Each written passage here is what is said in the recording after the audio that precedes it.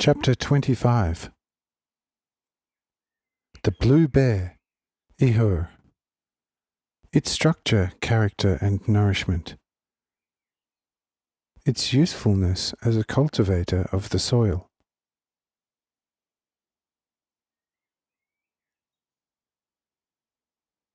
After we have learned about these two giant animals of this large planet, we shall turn our attention to a few other animals which are not as enormous.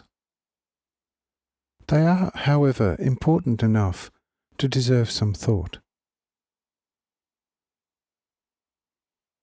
The first animal in this order is Ihur. In your language it translates into blue bear. When the Ihur is fully grown, it is almost as tall as a human being on Saturn. That is, if this animal stands upright on its hind legs, which they usually do. The name of the animal discloses its colour, which is light blue throughout. What does this animal otherwise look like? In general, it looks like a golden bear on earth, but the structure of its head is entirely different. What does the head look like? It will be a little difficult to describe it in order that you may get a proper picture of this animal, because you do not know any animals on earth which have a head similar to that of the Saturnian bear. Nevertheless, we shall describe a shape by which you can view its head. Imagine a fairly round skein of wool having a diameter of 9 feet, and on both sides, approximately in the middle, there are 2 long ears which have a length of 9 feet and a width of 6 feet. Imagine a fairly round skein of wool having a diameter of 9 feet, and on both sides, approximately in the middle, there are 2 long ears which have a length of 9 feet and a width of 6 feet.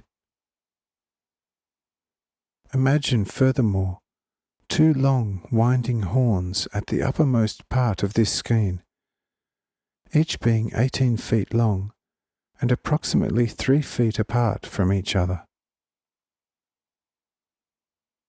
The colour of these horns is a lustreless gold, and approximately 5 feet below them are 2 proportionately large eyes, which have exactly the appearance of a human eye. Below the eyes, imagine a proportionately large mouth, like that of a lion. Furthermore, this head is connected to its body by a proportionately massive, long, strong neck. In addition, behind its horns on both sides of the neck, this bear has a 12 to 18 foot long mane of a darker blue colour. There you have the entire shape of this animal. The Ihur has no tail.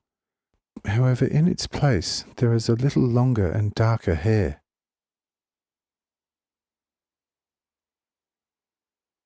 If you compose everything that has been given in the proper manner, you will be able to imagine this animal.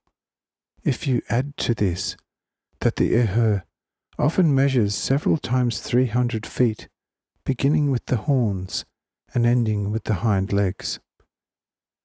And when this animal stands on its 4 feet, it measures almost 120 feet from the ground to the upper back, and each foot has a length of 36 feet, and a thickness of a barrel that surpasses a volume of 566 litres. The paws are like that of a bear. They have the same shape, only the size and colour are in accordance with the size and colour described here. Hopefully, it will not be necessary to describe this animal's size and shape in any more detail. Let us therefore describe its character, its mode of life, and its usefulness.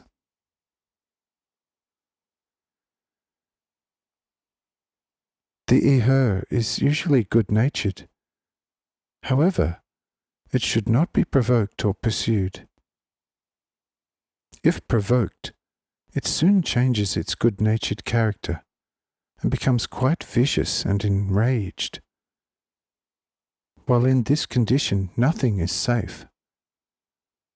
Whatever crosses its path will be immediately attacked and totally destroyed.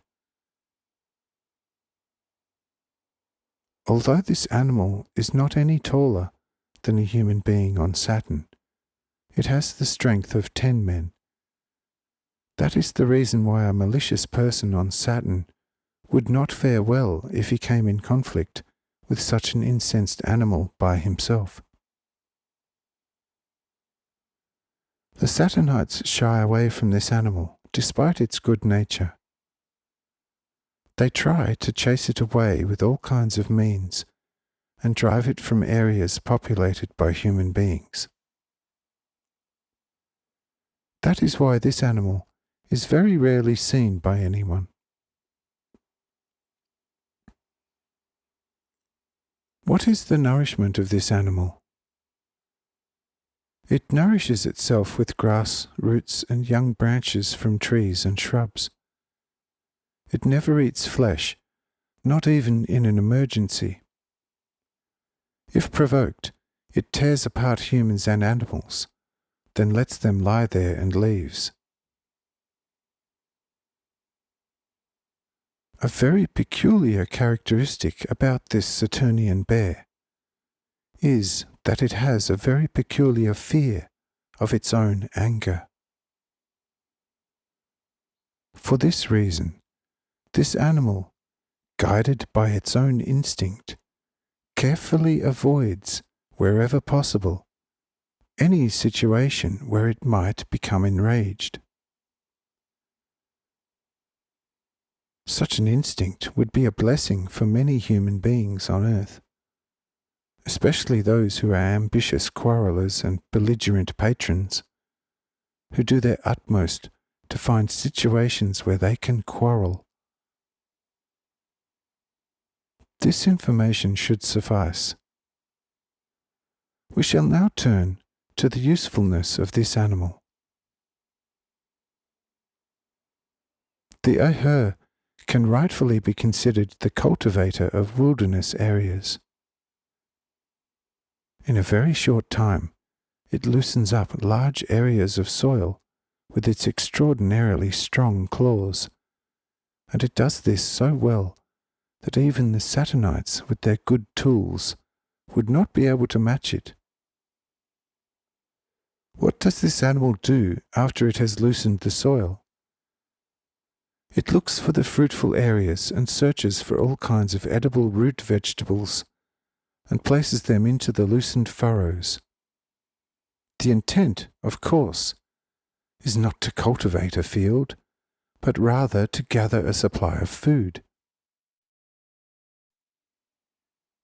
But it happens that some of these roots that are placed in these furrows are not eaten by the bear, and then they begin to sprout and grow. In this manner, a field that is wild and barren becomes fruitful, and even more so when this animal has filled its storage abundantly, because under those circumstances it will not leave until the supply is almost consumed. Because it has walked about in an area, as long as it has found something to eat, it leaves its droppings everywhere. And by so doing, it unintentionally fertilizes this area for years.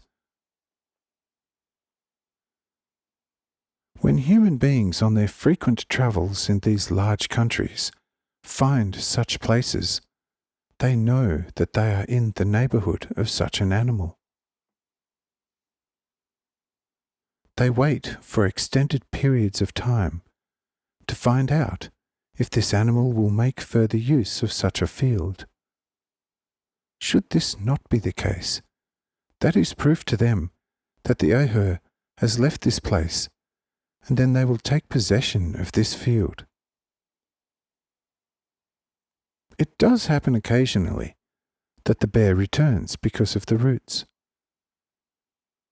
Then the inhabitants either do nothing and allow the bear to dig its furrows again, and, in so doing, destroy the crop they have planted, or else they have to attack the unwelcome guest with force. Such a confrontation always has a dubious outcome.